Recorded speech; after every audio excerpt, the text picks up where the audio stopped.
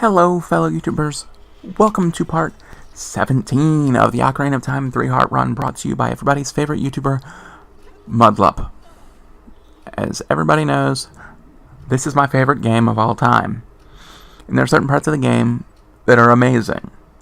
There are certain bosses that represent this game better to me than just about anything else. And this is one of those bosses. Ameoba is so cool.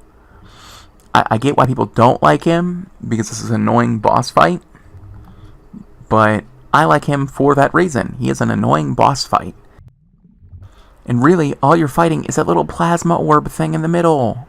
That's the boss. Giant aquatic amoeba morpha. I don't know why I always call him amoeba, but this fight is not that hard. People think it's harder than it really is, but I mean, I guess it is kind of hard. Especially if you don't know what you're doing, because, well, he's kind of a dick, but you just line your shot up and hope sooner or later, yeah, see, we got him. And then he's going to try to run away, he's going to try to run away, he's going to try to run away, gonna run away. He's going to Linkin Park up in this bitch. So what we're going to do is we're going to run away from him, and we're going to kind of keep an eye on the water. Ah, crap. There goes everything I was saying about him being an easy fight. Oh snap, we even got to use that to our advantage. I'm just that good. Whoa. I don't even know how he missed that, to be honest. And I'm sure there are easier ways to fight him, but this is my personal favorite. Oh, if we would have been backed up further, we would have gotten him real good. Yeah, see, look, he's already doing the duplicate thing. We just want to make sure we're out of his arm range, because if we're in his arm range, we're going to be screwed. Oh, snap! We got him again! Yeah, see, the other arm's over here. So basically, we're going to play defense instead of offense. We know he's going to be... Oh, wait. Let's see if we can get him. We're able to pull him over here.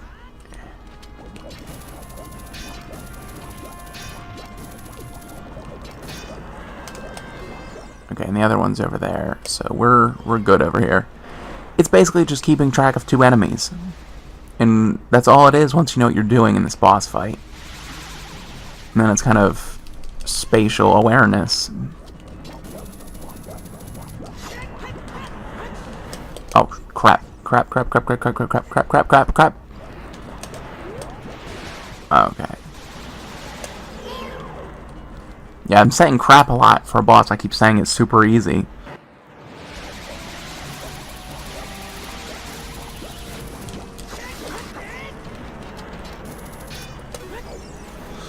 I'm pretty sure there's a trick to beating him easier than this, but I don't remember the trick, so what can I do? I think I just walked into the spikes. As I mentioned before, I have no audio when I do these, so I have no idea like what's going on in terms of things like that. We know realistically there's one over there already, because he's really trying to get us. And his whole trick is that he has two arms. Two arms, like two chains.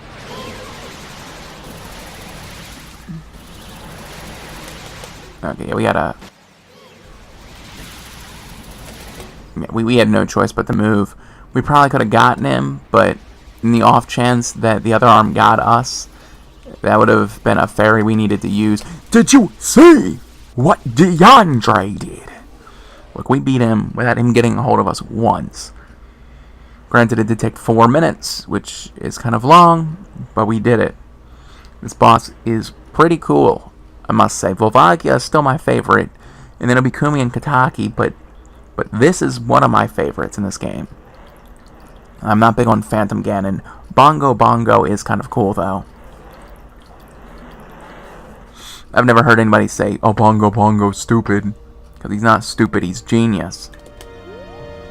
Now, yeah, okay, there's the heart. We just don't want to accidentally run into the heart. That would be awful, because we haven't saved recently at all. But I don't think I mentioned what we did last time. Last time, because I guess it's easier to start from part 15. On part 15, we started the water temple. We went through an entire cycle of moving the water. Gathered up as many keys as we could. Part 16, we got the long shot, and then went back through the dungeon with the long shot. So that's what you missed if you aren't a subscriber. If you aren't a subscriber, stop being that guy and just subscribe already. Because I like subscribers. I do. You guys get lots of benefits, like getting to watch all of my content. All of it. 300 videos this year. 300. Tell me you don't want to watch 300 Mudlup videos this year. You do. Everybody does. Even if we don't care what I'm talking about, or care about what Princess Ruto is talking about, we have to appreciate the awesomeness that I am. But anyway, I guess while we're doing this boring part, I'll explain a 3-heart run to you guys. And this is why I apologize to my subscribers, because I know if you've been watching the series like you should, I've said this probably 16 times, but a 3-heart run is where you play through a Legend of Zelda game with only the original 3 hearts you get. Simple enough. This is the easiest game to do this on. We've already gone through the well, so in this part, we should begin going through the Shadow Temple.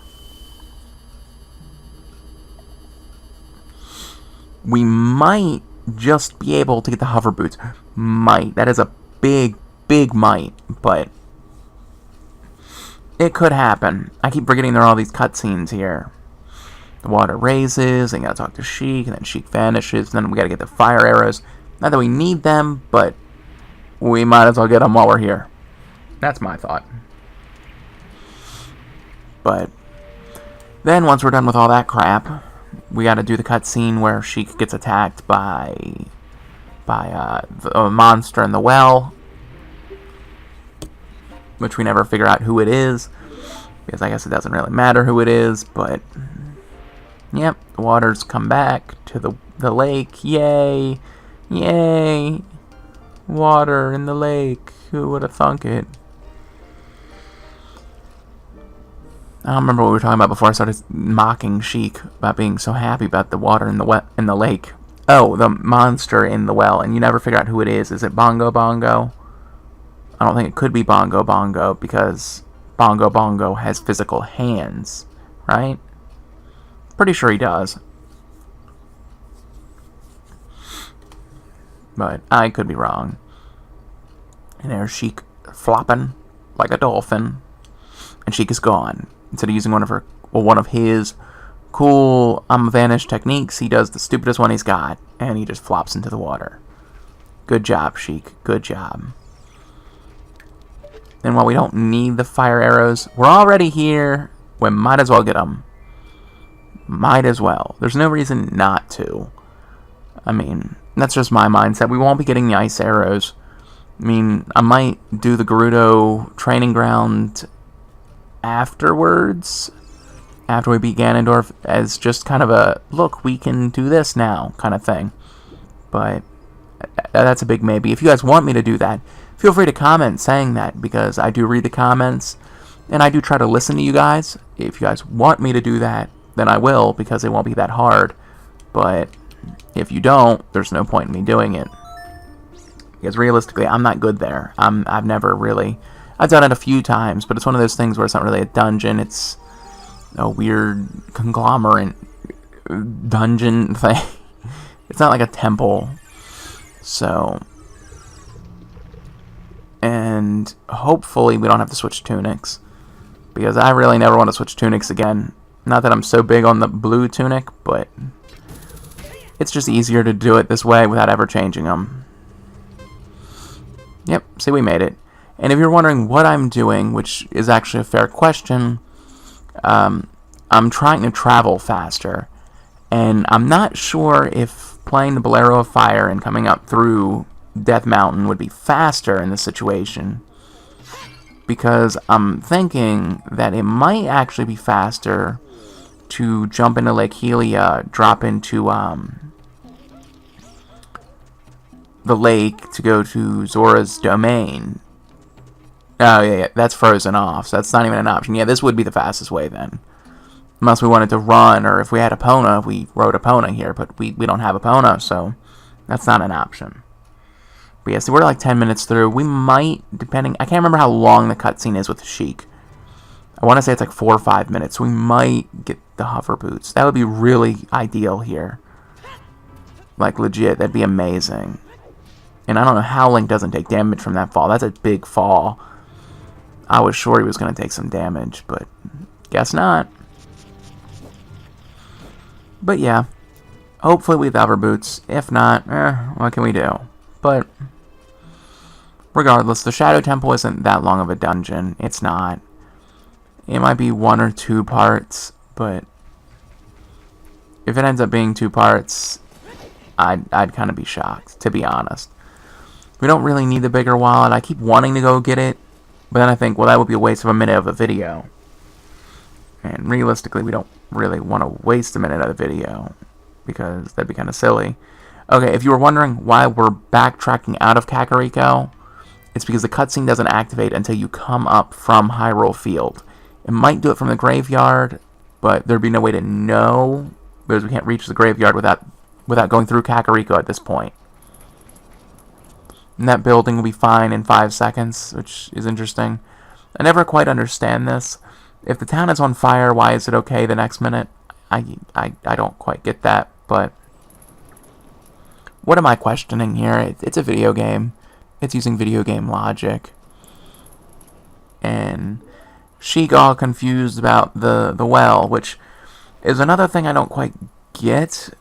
Because, like, the way the game sets it up, you would assume that the well would be the dungeon, right? That would be the assumption. But the well is just the little side dungeon that takes like 3 minutes. The real temple is the Shadow Temple in the graveyard. It'd be different if maybe they connected, but they don't. Like, I don't get why they don't connect. Because, I mean, you could theoretically do that. Have a spot in the Shadow Temple where, if you have the long shot, you can hook over and enter the well and do it as a dog. Because I don't see any reason why they couldn't. I mean, if there are any slingshot switches, you can just use the bow for them. You have access to bombs. You have the long shot, which is better than the boomerang. So I don't get it. Seems like they could do it. And then if they did that, it would actually explain away the fact that Sheik is so concerned about the well.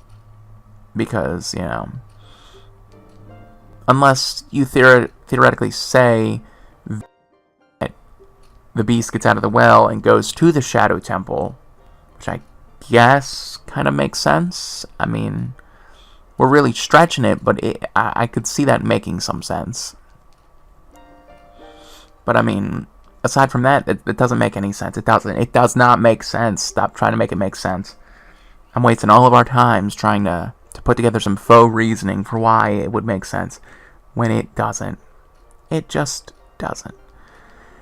And Sheik, as always, talking far too much. This is the reason why you're single, Sheik, because you don't shut up. Ain't nobody care about what input's doing. Left, right, A, left, right, down. I don't remember the actual tune to this song, but I remember the notes. I just can't play it in my head like I can with, like, do-do-do-do-do-do-do-do, like that. Boo-doo, boo-doo-doo-doo. That's the Prelude of Light, if you couldn't tell. And if you can't tell, I mean, I guess it makes sense because I do have an awful, awful singing voice, but sometimes I think I might be tone deaf. But that doesn't make sense because I can kind of hear tone, but I have no musical talent, to be honest. We've learned the Nocturne of Shadows. Yeah, take care of the village, Sheik. Get out of here. DeAndre's got you. He's going to get that rebound. He going to get an offensive rebound. He going to slam it back down. 2 points. Easy 2 points. Because that's what DeAndre do. That's what DeAndre do. Okay, if you were wondering, I just kind of want some more magic power. But now that we have the Nocturne of Shadows, we can actually enter the well. Not the well, the Shadow Temple. And realistically, there's nothing else stopping us. There's nothing else we need to do at this point. Because we already got the Lens of Truth. which is going to be sucky that we're going to have to keep that equipped. But we're going to come down. I was about to screw that up. Climb over the fence, have to play the song again. But there is a way to skip all of this nonsense and just straight up enter the dungeon if you use a glitch involving the Deku Sprout spot. Well, the Deku Bean spot, I guess. If you put the bean in there, I don't think you even have to put the bean in there. If you just do a bomb hover glitch over, you can lead your way over here through the barrier of the wall, which is always kind of neat.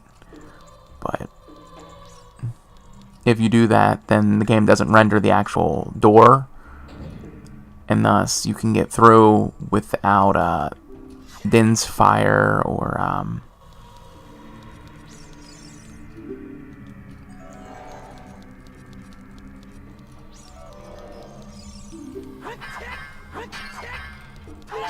I can't remember what else I was going to say. You can get through without Din's fire and without getting the Nocturne of Shadows. And because of the way the game does it, I want to say it just reads if you have the Spirit and the Shadow Medallion. And if you do, the game will let you get the light arrows from Zelda. And just like when we were Kid Link, we fight the same stupid mini-boss. And I feel like that's something that really hurts this dungeon. I get why they do it, because even the Spirit Temple does it. You fight the same mini-boss in both dungeons. But at the same point, the Spirit Temple's way cooler. The mini-boss is actually hard. In here, the mini-boss is easy. He's just ugly. And that's just something I never understood. But let's de-equip the Din's Fire, because we don't want to waste any magic power. He's going to go back into the ground. Now I got to get grabbed by this guy.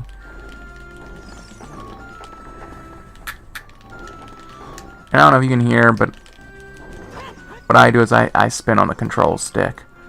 I don't know if it helps or not, but cool, we still got time, so we are going to get the hover boots in this part. Awesome.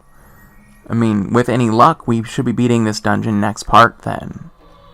Because the Shadow Temple is relatively short. You don't really spend much time on any of the floors. It's just one of those things where the dungeon goes by a lot faster than you think. And I don't quite get why they do that, because the Water Temple is so freaking long. Just so freaking long. And it just will not end. But then you get to the Shadow Temple, and it's like, yep, here you go. Maybe 20, 30 minutes, tops. And then the Spirit Temple's long, too. It just... I don't get it. Sometimes I think they screwed up on that. Like, they should have extended the length of the Shadow Temple. Granted, I say that, and I really don't like the Shadow Temple. It's not bad. It's not. But I just... It's missing something.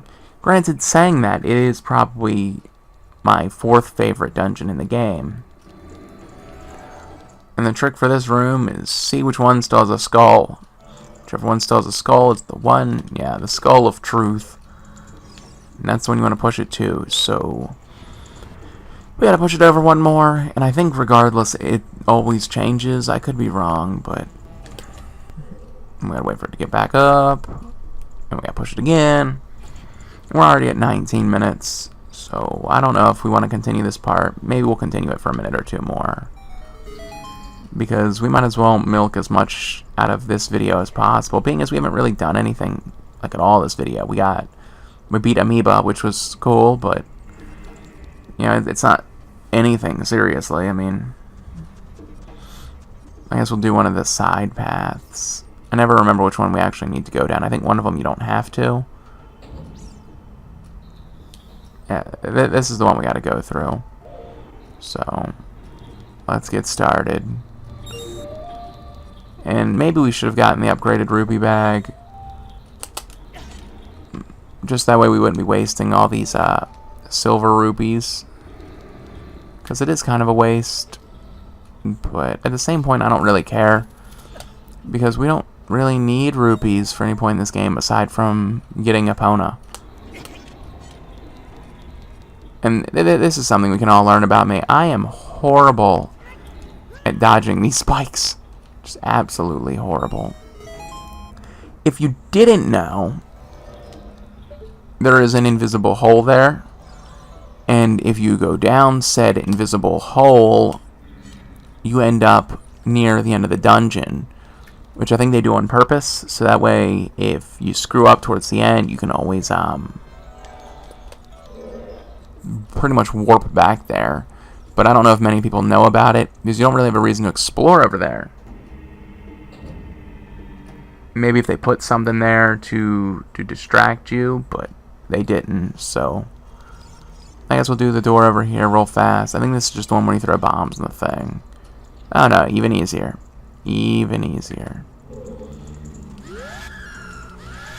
Hopefully they can't make contact with us, because if they hit us, we're screwed. Okay, and there we go. There's some magic power. If you've enjoyed the video, like, comment, share, subscribe. Y'all know the drill. But don't forget that this series is going to continuously get better, because by definition, a 3-heart run, it should theoretically be getting harder. And harder means more entertaining. So subscribe. For real, guys. Subscribe. I can't say it enough. But anyway, peace out, home skillets. I'm just going to open this treasure chest, and then we'll be done. So thanks for watching.